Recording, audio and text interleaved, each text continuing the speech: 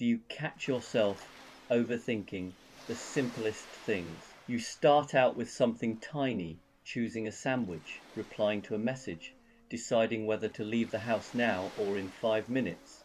And before you know it, you're deep in analysis, weighing options that don't really exist. You stand there genuinely considering all the possible outcomes, as if the future depends on whether you choose white bread or brown. And at some point you catch yourself. There's a brief pause, a moment of clarity, and you realize you've spent far longer thinking about the thing than it would have taken to just do it. That's usually when the laugh arrives. Not a big laugh, more of a quiet, private one. The kind that says, "Ah, I see what's happening here." You're not annoyed, you're not frustrated. You're just mildly amused by your own mind, wandering off with confidence and absolutely no sense of proportion. And the nice thing is, once you notice it, the spell breaks, the decision becomes easy again. You choose something, anything, and the world continues exactly as it did before. Nothing collapses, no one complains, the moment passes. So when you catch yourself overthinking the small stuff, it's worth smiling at it, because that little laugh isn't giving up, it's understanding. And sometimes that's all you really need to move on, quietly and comfortably, with the day unfolding just fine.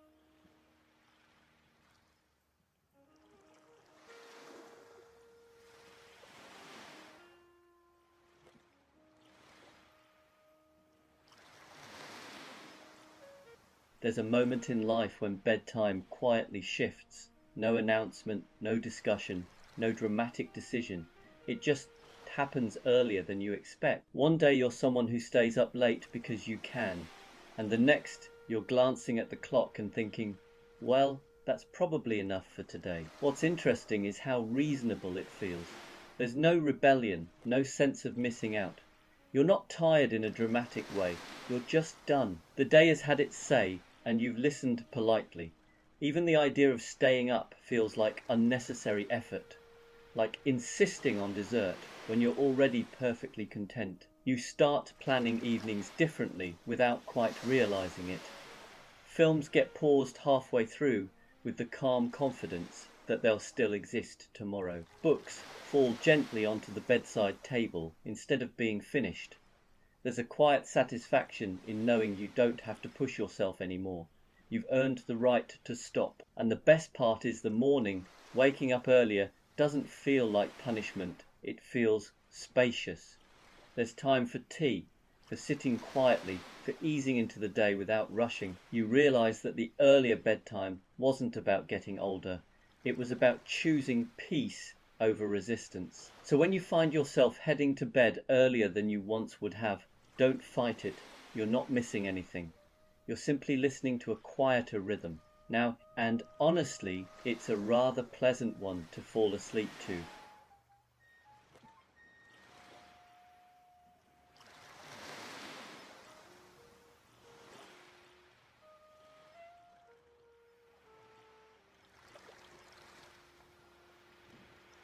There's a quiet moment that sneaks up on you at some point in life, when you realize you've picked something up again that you once put down for good, a hobby, something you were absolutely certain you'd outgrown, not abandoned temporarily, finished with.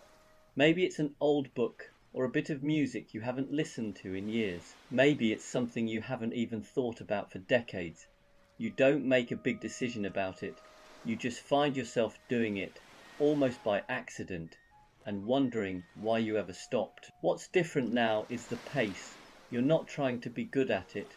You're not trying to turn it into anything. You're just enjoying the shape of it, the familiarity, the feeling of your hands remembering what to do before your head catches up. It's strangely comforting, like meeting an old friend and realizing you don't need to impress each other anymore.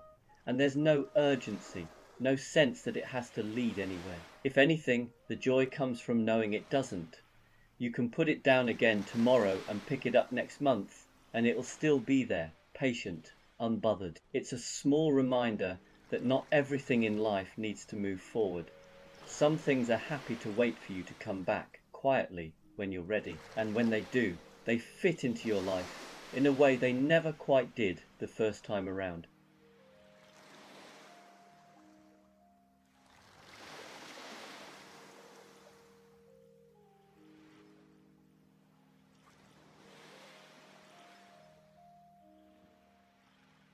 Weekends used to arrive with a bit of drama.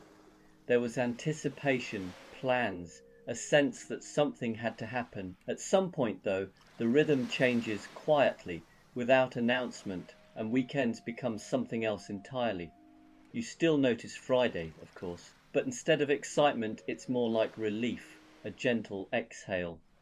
The weekend isn't a blank canvas anymore, it's a softer version of the week, familiar, predictable, comforting. Saturday mornings arrive earlier than they used to, often without effort. You wake up naturally sometimes before the alarm, and there's a brief moment of confusion before you remember there's nowhere you have to be, and somehow that's better than sleeping in ever was. You find yourself doing small, unremarkable things, a bit of tidying, a slow cup of tea, maybe a walk that has no real destination.